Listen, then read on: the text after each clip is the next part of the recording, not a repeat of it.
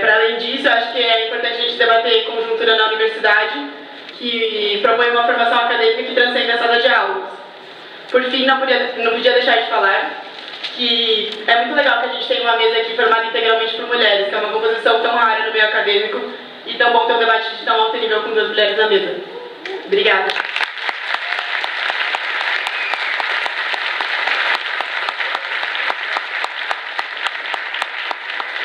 E aí, só passando o modelo do debate agora, a gente vai fazer 15 minutos de fala inicial para cada uma, e aí perguntas que vão ser entregues para qualquer pessoa do centro acadêmico que esteja por aí. Aí a gente faz 5 minutos de resposta para cada uma e depois 10 minutos de consideração final. Muito obrigada.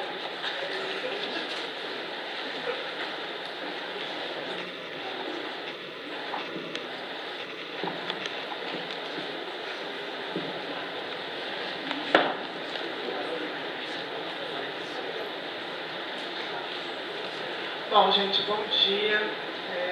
Primeiro, vou agradecer também o pessoal do CAVC que viabilizou esse evento. Realmente é um prazer estar aqui debatendo com a Mônica.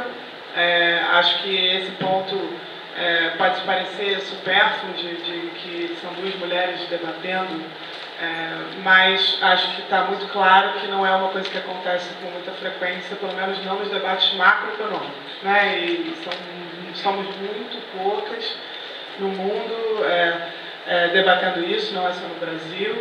Acho que é realmente, enfim, uma coisa nova, a primeira vez que a gente debate e tem esse gostinho especial de ser uma mesa composta por mulheres, e que eu tenho certeza que vão debater de forma também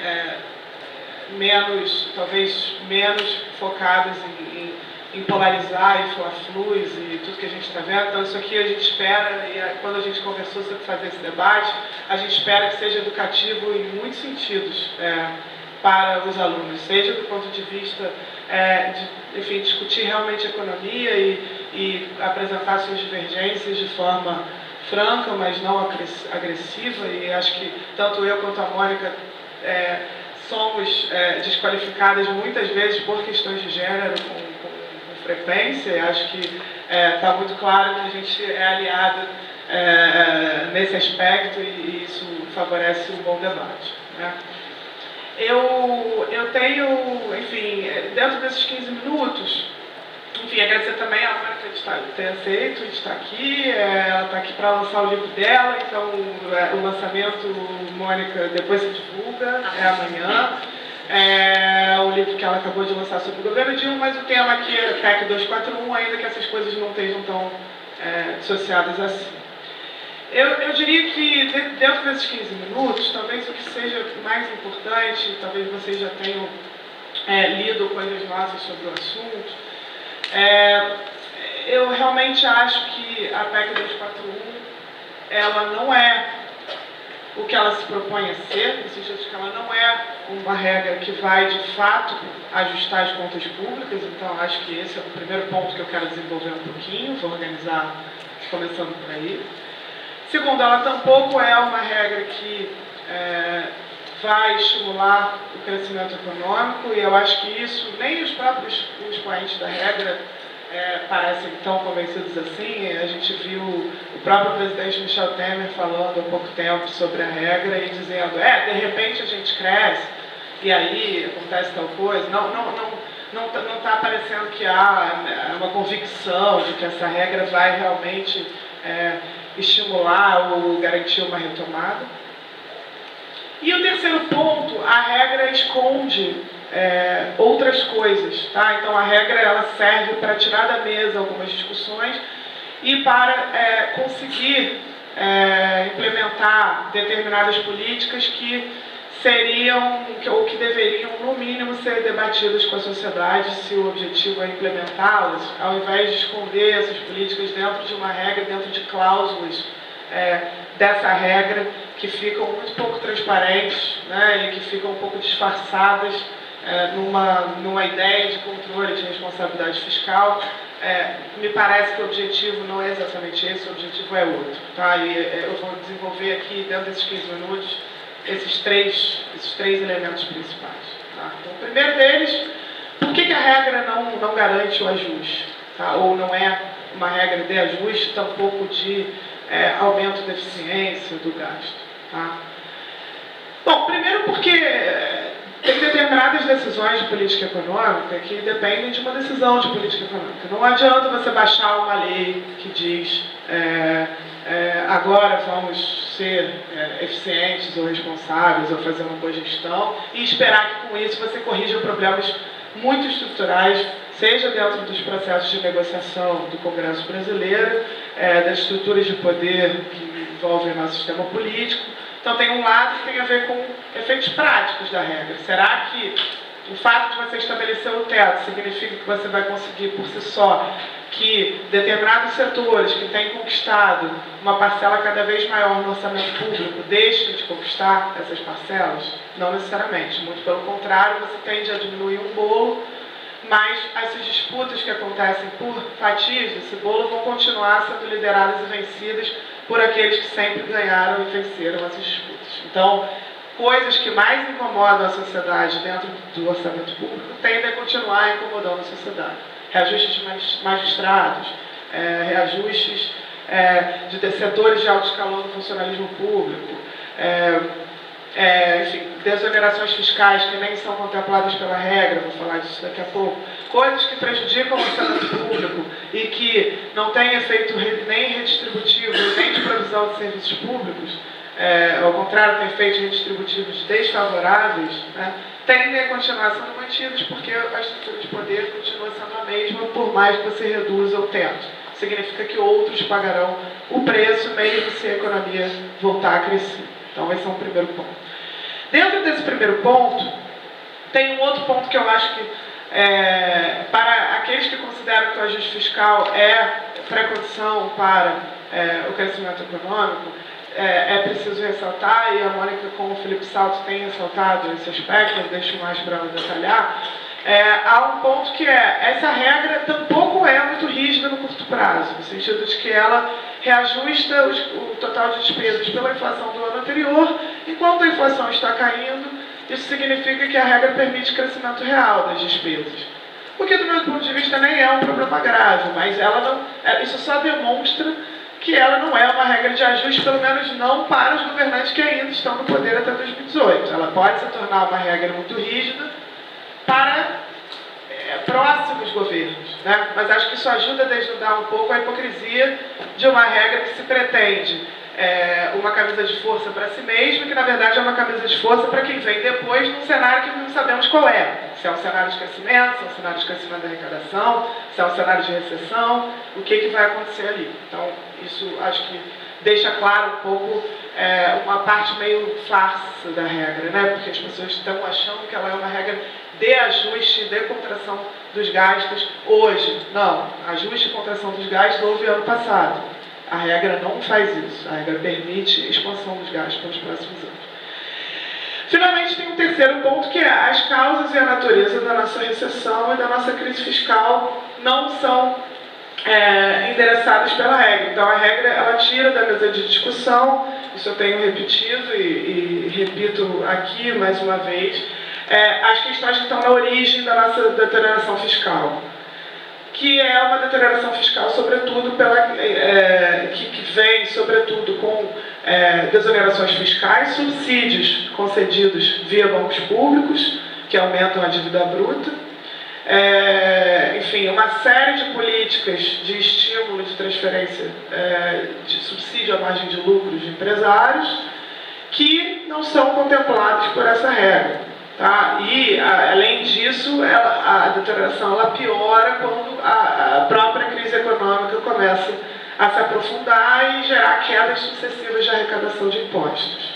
Essas quedas sucessivas de arrecadação de impostos só serão solucionadas com uma política, seja uma política temporária de elevação de impostos para determinados grupos, ou uma CPMF da vida. Aqui a gente pode discutir maneiras de fazer algum momento temporário que resolva esse problema, ou com políticas, ou fim das desonerações fiscais, ou com políticas de estímulo ao próprio crescimento econômico, se houver uma paciência um pouquinho maior, de ver essa dívida se elevar um pouco mais, como já vem se elevando, mas, por outro lado, criando uma trajetória de crescimento sustentável que possa voltar ou resgatar essas receitas que estão sendo perdidas. Né? O cenário é um cenário de recessão profunda em que, aí a gente pode discutir mais nas discussões, não há nenhum motor de crescimento. No atual momento, a capacidade ociosa da indústria tem se elevado, os estoques têm se elevado, as dívidas das empresas, o Felipe Rezende, vi que está aqui, como ele costuma colocar em vários artigos, as dívidas das empresas estão num nível quase que insuportável, as empresas estão precisando cumprir suas obrigações financeiras, tendo a rentabilidade muito baixa, não vão, por uma PEC de Constituição, resolver do nada que vão começar a investir novamente. Tá? Eu não acredito nesse tipo de explicação mística, apesar de adorar esse otimismo, enfim, espero estar errado, tá? Mas não vejo isso acontecer. Então, enfim, enquanto não há uma agenda de crescimento e uma agenda de arrecadação de impostos temporária para financiar essa agenda de crescimento, eu não vejo essa situação se melhorando. A PEC em nada faz para fazer isso, ao contrário. Discussões sobre reforma tributária, discussões sobre fim de exonerações fiscais, discussões sobre taxa de juros no Brasil, que são relevantes, isso não é uma discussão simples. Então, eu também falei hoje em sala de aula, se alguém falar assim, não, reduz os juros e pronto, não está entendendo a armadilha que a gente está, o tamanho da armadilha que a gente está. Né? Mas também não é uma discussão que será nem feita quando todo o debate fiscal for deslocado para uma discussão sobre um teto de gastos. Então, tudo isso sai da agenda, sai da discussão. Não que tivesse muita chance da gente conseguir atacar qualquer um desses problemas, mas agora fica como sendo meio zero, porque todo o debate vai ficar desviado para uma discussão sobre composição do gasto público, né? E uma briga, um conflito sobre essa composição. O ponto sobre o que eu acho que é o objetivo oculto nessa política, se ela não é uma política de ajuste, se ela não é uma política para o crescimento, né?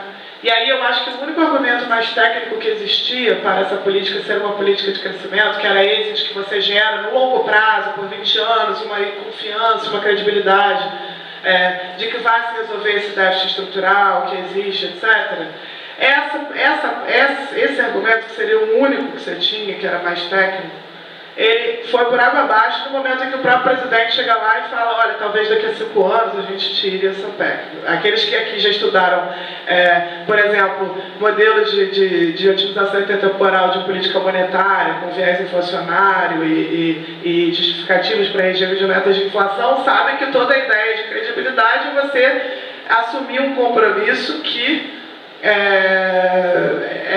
enfim, que vai lá para frente no tempo e trazer expectativas para agora e com isso melhorar a percepção de longo prazo e controlar as expectativas inflacionárias de longo prazo. No momento em que, imagina no caso de política monetária, você introduz nesse modelo um banco central que chega e fala assim, olha, esse regime de metas de inflação só vai durar 5 anos. Esquece os efeitos que você poderia ter de credibilidade mesmo dentro desse modelo, que não é o que eu acredito, mas mesmo dentro dele você já perdeu qualquer possibilidade de defender que essa política vai gerar essa credibilidade toda. Né? Então, enfim, para falar do que eu acho que é o objetivo disso, quais são as consequências nefastas. Tá? Então, o primeiro objetivo, eu acho que isso está muito claro, inclusive pelo fato de vir uma emenda constitucional. Por que isso é uma emenda constitucional e não uma regra que está lá na lei orçamentária, como outras que são definidas anualmente? Né? Porque um dos principais objetivos da política é justamente desvincular despesas obrigatórias. Isso é uma discussão que é antiga, já houve outras propostas nesse sentido, já houve mudanças nesse sentido, mas a nossa Constituição ela garantia, né, que 18% da arrecadação de impostos fosse para educação e 15% para a saúde. Isso até já tinha mudado a parte da saúde. Mas o que isso significava? Que você garante que se a economia cresce, a arrecadação cresce, uma parte desses benefícios vão ser dedicados, vão ser necessariamente dedicados a esses dois setores. Certo? Isso era algo que era garantido na Constituição. No momento que você coloca essa PEC, você dentro dela você está fazendo o seguinte, você está mudando esse mínimo que era 18% da arrecadação, com a educação, no mínimo, tá? Não é o teto, é o mínimo, 110 no ano seguinte. Ou seja, o mínimo, isso a tua arrecadação pode ter crescido 500, 1.000, 3.000, o mínimo continua sendo 110. Ele não vai acompanhando a arrecadação de impostos. Isso significa, em última instância, que, claro, isso é só o mínimo. Então o governo chega e fala assim, não, mas olha, eu posso continuar gastando mais que o mínimo. Então, isso não quer dizer que necessariamente vai ter cortes nessas áreas.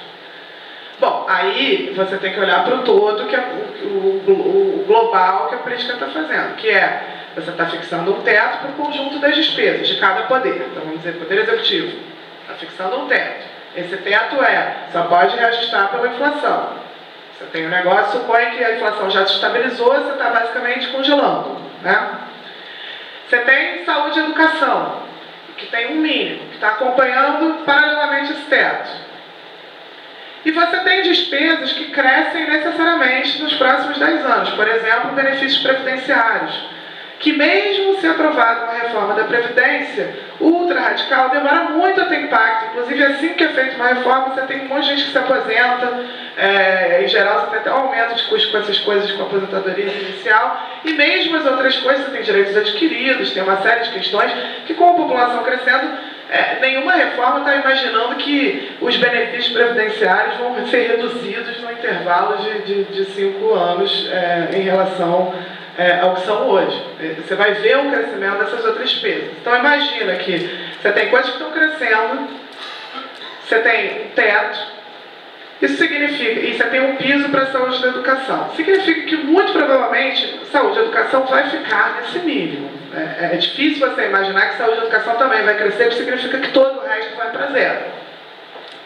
Se saúde e educação vai ficar nesse mínimo, isso significa que por aluno o gasto com educação e por idoso, por exemplo, aliás, tem o envelhecimento da população, o gasto com saúde vai cair vertiginosamente nos próximos 20 anos, supondo que se manterá por 20 anos. Além disso, isso significa coisas ainda piores para outras rubricas, que nem mínimo tem. Né? Então, aquelas rubricas, tipo investimento público, ciência e tecnologia, enfim, assistência social, cultura, isso tudo vai estar comprimido por todo o resto. Então, enfim, esses são os impactos. E eu acho que esses são os objetivos também, ainda que disfarçados dentro de uma ideia que as pessoas veem, teto de gasto vai ser uma coisa boa, esse governo gastador, né? Há uma ideia que tem um apelo, né? Mas no fundo, o que se trata? Se trata de uma desvinculação, de uma mudança constitucional. Essa desvinculação, a sociedade quer, isso tem que ser objeto de um debate sobre isso. Você não pode transformar o debate em outra coisa. Se você quer passar uma desvinculação, então vamos discutir uma desvinculação. Você não pode fingir que é um teto, quando na verdade é uma mudança constitucional que visa atingir determinados vínculos específicos. Isso tem que ser debatido. Isso é uma sociedade que se pretende ainda democrática. Né? A gente não pode colocar subterfúgio, como falou a Mônica no outro artigo, que no fundo eliminam ou tiram do debate o debate sobre o que está realmente em jogo ali. Ou ficar fingindo que não tem efeito, uma coisa que claramente vai ter efeito. É isso, gente. Com isso eu encerro essa apresentação inicial. A gente tem muito mais coisa para falar, mais perguntas, mas acho legal que vem parte de vocês o interesse. Obrigada.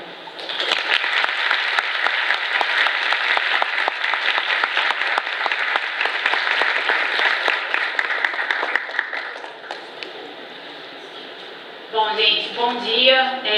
Primeiro, eu queria agradecer a vocês, todos os alunos que estão aqui, pelo interesse em ouvir esse debate aí entre nós duas. Como a Laura disse muito bem, aliás, agradeço muito a Laura pelo convite, foi um enorme prazer aceitar.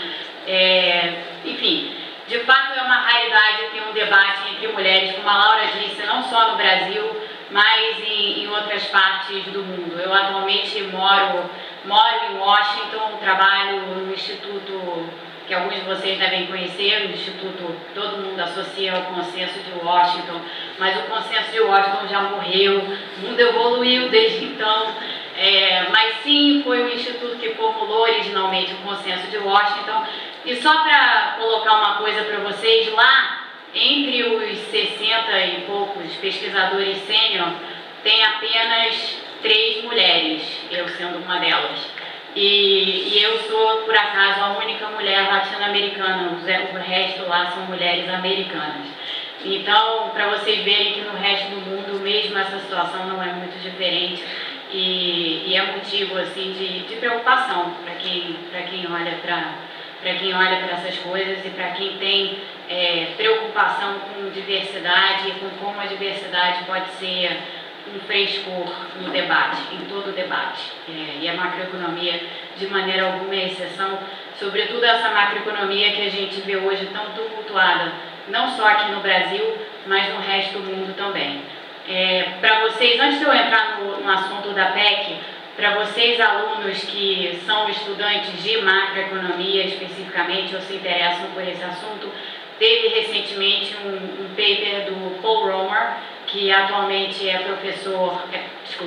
economista-chefe do Banco Mundial, chamado The Trouble with Macroeconomics. Quantos de vocês aqui chegaram a ver esse paper?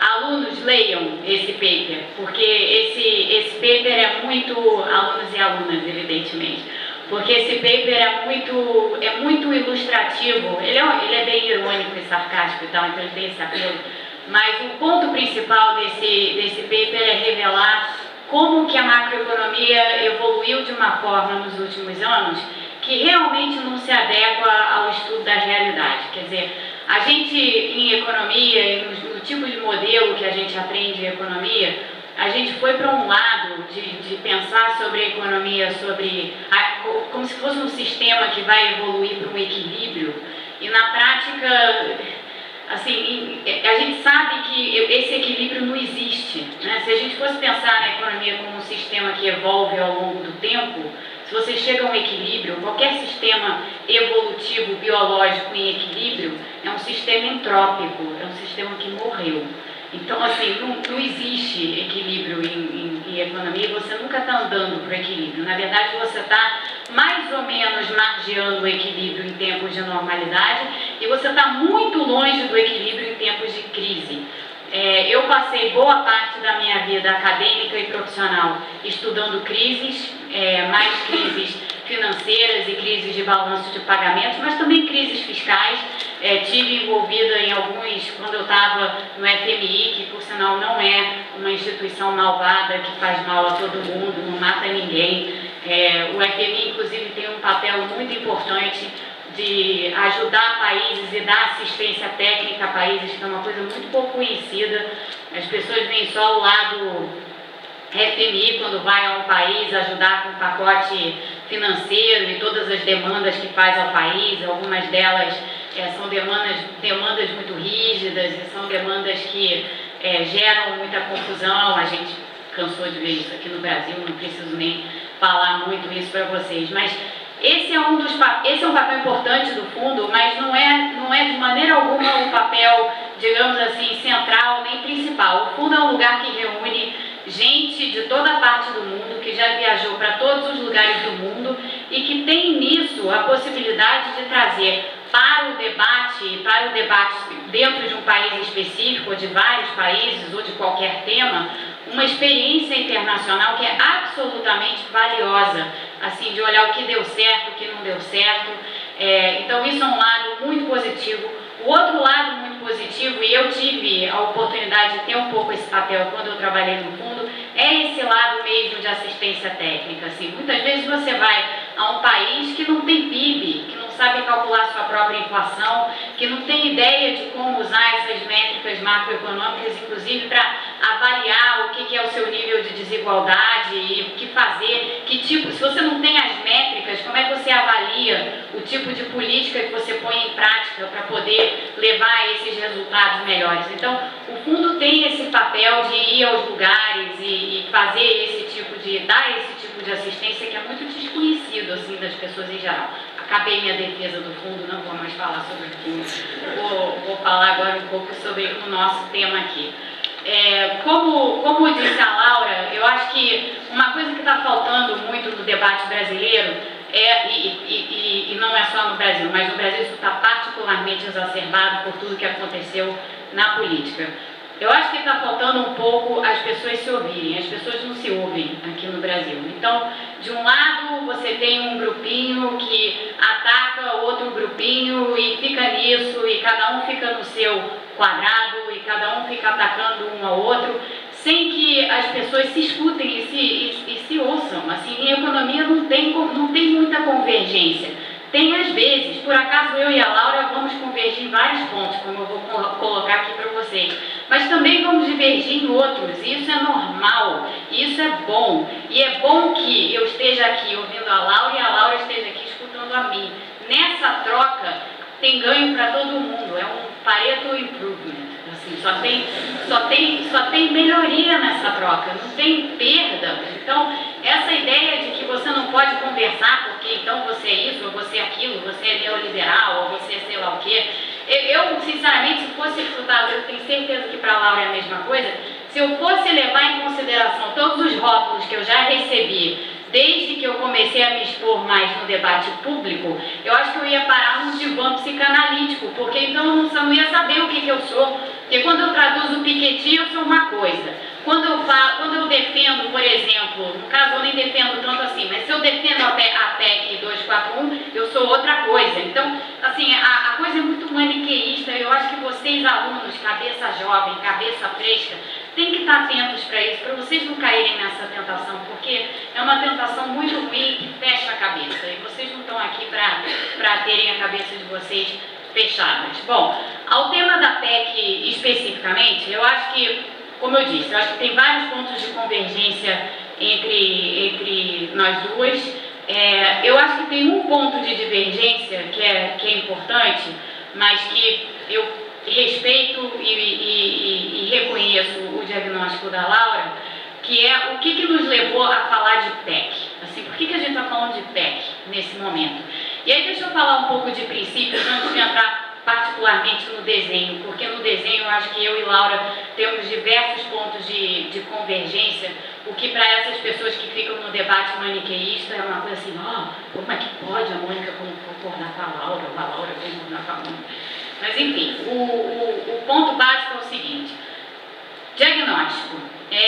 Eu escrevi um livro, como disse a Laura aqui, sobre os anos Dilma. Primeiramente, não se trata de um livro a respeito dos malefícios do PT, tá? Não é sobre isso. O livro é sobre a gestão Dilma. Fosse a Dilma de que partido fosse, não importa se ela ou ele, se não fosse uma Dilma, mas um Dilmo, tá? Se tivesse feito as mesmas coisas que fez ao longo desses 5 anos, como eu disse, não importa, homem, mulher, partido A, B, C, D, não interessa. Se tivesse feito o que fez nesses últimos 5 anos, estaríamos na mesma situação hoje em que estamos. Então, não se trata desse maniqueísmo de que o livro é de PT. Não é. É um livro econômico sobre a gestão da Dilma, escrito para um público em geral, porque eu não gosto de escrever em economia, acho muito chato. Não gosto de ficar lendo livros cheios de tabela e gráfico, acho muito chato. Não gosto de ler livros cheios de pé de página também, acho muito chato. Então, eu escrevi um livro com esse olhar, assim, um pouco mais abrangente a respeito do que eu considero ter sido a destruição dos anos Dilma.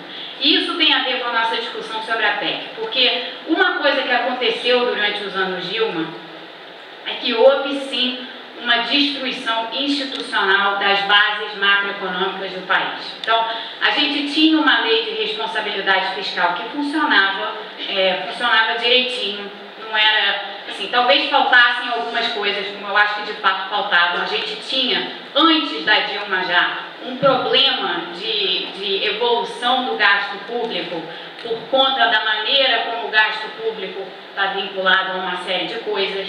E essa é uma discussão, como a Laura bem disse, antiga, não é uma discussão nova, mas é uma discussão que veio à tona agora, porque houve um processo de destruição institucional muito profundo e que nos trouxe a essa situação agora. Tá? Então, esse é um pouco o meu ponto de partida, só para deixar claro para vocês de onde vem o meu pensamento a respeito da PEC e do porquê da PEC. em linhas gerais.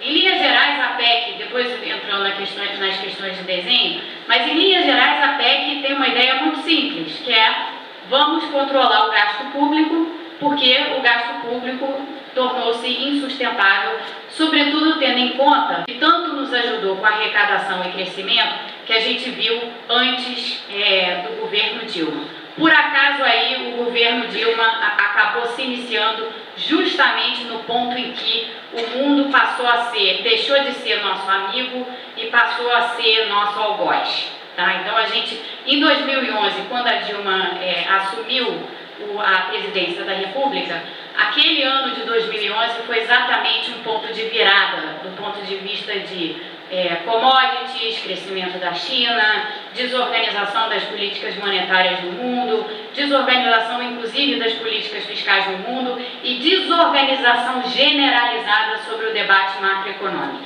Tá? Algumas dessas coisas foram utilizadas no governo Dilma como desculpa para fazer uma certa destruição institucional e isso foi um problema. Então, eu falei aqui um pouco da lei de responsabilidade fiscal, as pedaladas, a contabilidade criativa, os descumprimentos das metas, então você dizer que você tinha uma meta X e no fim do ano você ou ajustava aquela meta X de uma forma a cumpri-la, que você de fato não estava cumprindo, ou então você acabava mudando a meta, né? Então essa coisa você tem aqui o gol, você fica mudando o gol assim para a bola entrar dentro do gol o tempo inteiro, você acabou com o arcabouço que você tinha no momento em que você começa a fazer isso. Então esse foi um problema. Segundo problema foi que a gente de fato acabou com o nosso regime de metas de inflação por uma série de razões, inclusive por uma razão que a Laura tocou aqui, que é a questão dos bancos públicos e a questão do BNDES. O que aconteceu durante os anos Dilma, que já vinha acontecendo um pouco antes dos anos Dilma com o BNDES, foi extremamente prejudicial à política monetária, à política fiscal e à situação em que hoje nós nos encontramos, mas a gente pode falar mais sobre isso nas perguntas e respostas, até porque, estando aqui o Felipe Rezende, eu tenho certeza que ele vai ter pontos a levantar sobre essa questão especificamente. Então, essas três coisas foram muito ruins. E a quarta coisa que foi muito ruim, que de novo, Laura falou e eu concordo com ela, a questão das desonerações, a forma como as desonerações foram feitas, ajudaram sim a agravar bastante a nossa crise fiscal e, na verdade, ajudaram muito a agravar a crise nas finanças subnacionais também, porque uma coisa que é muito pouco levada em conta é o seguinte: a gente teve uma série de mudanças em impostos, como o IPI, por exemplo, cuja receita vai para os estados, é a arrecadação dos estados. Então, a maneira como as desonerações acabou sendo feita teve reflexos importantes sobre as finanças estaduais. E é curioso, porque eu sei que o Ministério da Fazenda, tanto o anterior quanto o atual, tem estudos que mostram isso, mas esses estudos não estão públicos.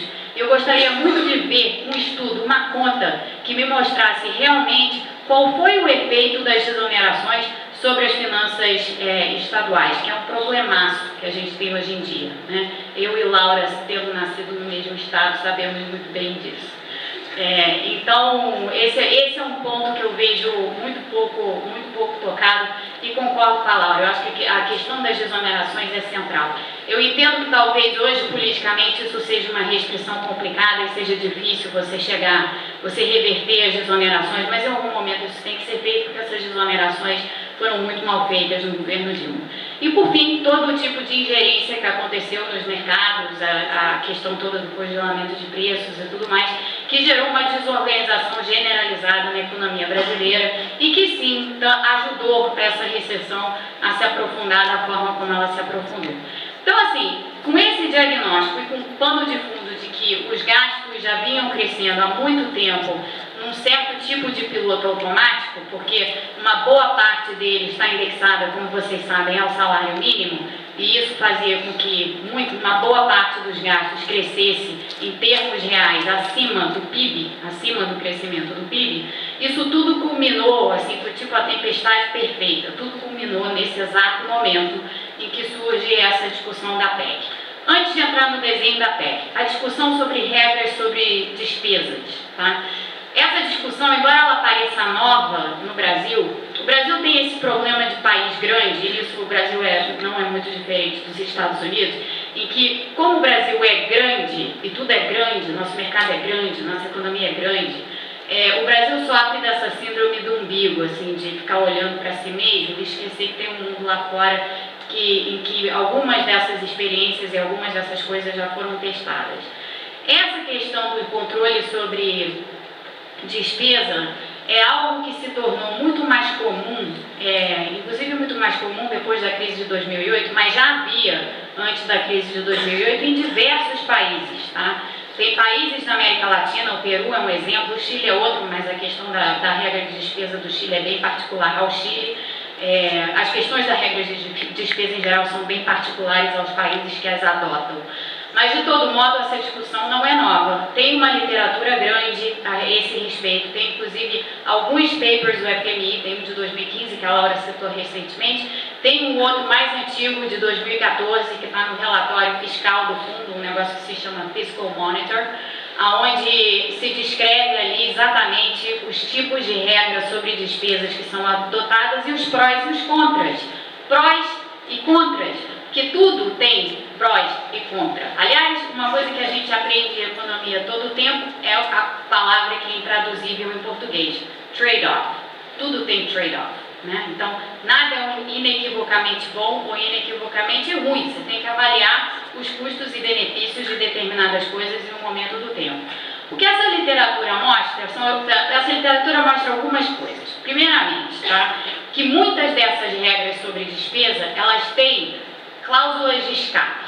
Então, por exemplo, a questão que a Laura colocou, crescimento. Quando o país começa a crescer ou volta a crescer, primeiro muitas dessas regras são implantadas exatamente quando o país está passando por uma crise fiscal, tá? Que é o nosso caso, infelizmente. Mas o que esses países adotam geralmente são regras que preveem essas cláusulas de escape. Então, quando o país, por exemplo, voltar a crescer, ou quando o país começar a sair dos seus problemas, essas regras preveem mecanismos que permitam, se ela for muito rígida de início, permitem uma flexibilização dessas regras. Então, esse é o primeiro ponto que eu acho importante ter em mente. Essas regras não são pétreas, tá? Elas são passíveis de flexibilização ao longo do tempo. A nossa regra, da forma como ela está estipulada, ela não prevê nenhum tipo de cláusula de escape, ou ao menos me escapou a cláusula de escape, se é que ela existe, nas várias páginas, incisos e tudo mais, e todo o legalês que sempre está presente nesse tipo de emenda constitucional. Não entendo nada, não sou constitutional scholar para entrar no mérito dessas coisas, mas não prevê, ou pelo menos não me parece prever esse tipo de cláusula de escape, o que está em desalinho com a boa prática internacional. A segunda coisa que é importante ter em mente é o seguinte: normalmente essas regras, quando elas são implantadas, elas tendem, nem sempre, mas elas, em vários casos, elas tendem a acompanhar o ciclo eleitoral. Por quê? Porque é exatamente no ciclo eleitoral que você vai discutir o orçamento. Então, tem aí uma questão de interação entre política econômica e economia política, e política fiscal sempre passa por economia política, porque política fiscal, seja lá o que for, é distributiva por definição. Então, existe uma vinculação entre essas duas coisas, que essas regras, na maior parte dos países onde elas são usadas, elas levam em conta. E a nossa, tendo sido estipulada por 20 anos, com uma revisão dada para daqui a 10 anos, mas com a possibilidade de ser revisada antes, tudo deixado assim um pouco solto, é sim preocupante, eu concordo com a Laura. Eu acho que se a gente for fazer o controle de gastos, cujo mérito eu defendo, e se a gente for fazer o controle de gastos de uma forma clara, transparente e que esteja em sintonia com o nosso ciclo político e o nosso ciclo orçamentário, a gente tem que pensar sobre essas coisas e a gente tem que levar essas coisas em consideração. Então, eu penso o seguinte, quer dizer, em relação, voltando agora ao meu diagnóstico inicial, se a gente tem essa situação em que os gastos e o crescimento dos gastos tornou-se, já era insustentável cenário benéfico que acabou em 2011, sendo ele hoje insustentável porque esse cenário benéfico provavelmente não mais retornará. Diante dessas questões, como é que você casa todos esses conflitos aqui, conflitos de natureza distributiva, da melhor forma possível e de modo a tornar essa regra, por mais que exista um pouco de inconsistência intertemporal, porque acho que é inevitável que exista um pouco de inconsistência intertemporal, dado que, sendo a economia algo que evolui ao longo do tempo, algo que você estabelece para hoje vai ter que ser alterado daqui a algum tempo. Isso em si eu não vejo como uma coisa que necessariamente danifica qualquer tipo de regra sobre controle de gastos hoje, não. Acho que faz parte do jogo, é assim mesmo. Você não tem como estabelecer nada de extremamente rígido, porque, enfim, questões intertemporais não vão permitir que isso seja assim. Mas eu acho que o debate, o fato de a gente estar tendo esse debate aqui hoje, o fato desse debate estar aparecendo nos jornais todos os dias, ainda que essa PEC seja aprovada com o desenho que ela hoje tem, que eu não considero ser o desenho ideal, como costuma ser o caso da política econômica em geral, eu acho que esse debate é extremamente produtivo, eu acho que ele tem todo o potencial de ser extremamente salutar, desde que as pessoas saiam das suas caixinhas. Eu vou terminar minha fala aqui, porque meu tempo acabou, e a gente deixa o resto para perguntas e respostas. Obrigada.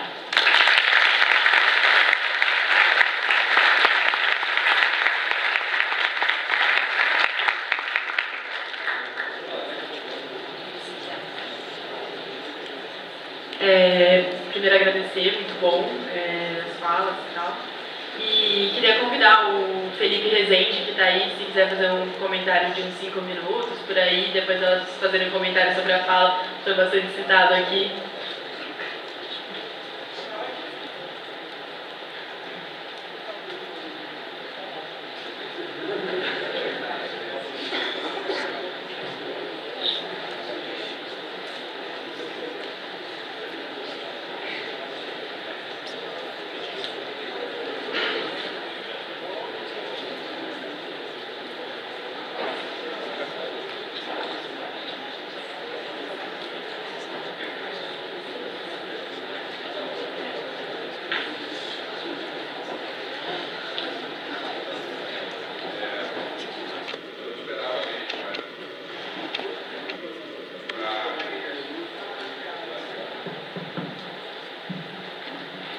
Esperava.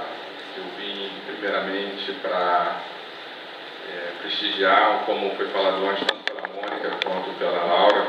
É uma honra muito grande ver um debate dessa forma entre mulheres. Eu acho que a diversidade é fundamental.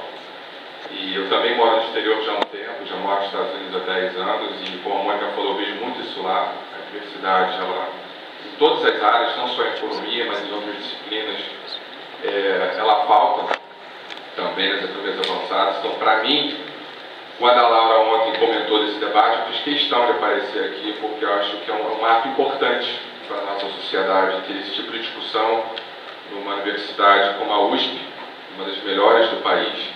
Eu acho que foi um debate de alto nível, então foi um privilégio poder assistir. Eu não esperava participar, eu esperava ouvir os alunos e as perguntas, enfim, eu acho que isso é mais importante do que os meus próprios comentários. Mas já que eu fui convidado para fazer o comentário, eu serei bastante breve. Eu acho que, como a Mônica falou, e a Laura também, o Brasil passa por um momento muito perigoso no sentido que não há uma tentativa de se colocar um debate sério, né, de que se ouçam pontos divergentes, né, ideias dissonantes. Isso é muito perigoso. Eu acho que se o Brasil continuar por esse caminho, é um caminho que muitas vezes não tem volta, ou então o preço se paga, leva-se muito tempo para você tentar retomar um debate um pouco mais democrático. Então, eu tenho minhas preocupações com isso, e durante esses últimos anos eu venho tentando exatamente fazer o que tanto a Mônica e a Laura vêm fazendo, que é tentar contextualizar o debate, né? Ver as melhores práticas, ou seja, como que os países se comportaram em diferentes momentos. Meu trabalho também é sobre crises financeiras, que eu já venho fazendo há um bom tempo. E o que o mundo mostra é que essa regra, ela falha em vários aspectos, né? Eu já deixei isso claro, não há dúvida que o Brasil precisa de um novo regime fiscal, eu escrevi sobre isso, isso não tem dúvida, mas no formato atual a PEC falha em vários sentidos, né? Um dos principais, eu falo muito isso, existem abusos no orçamento,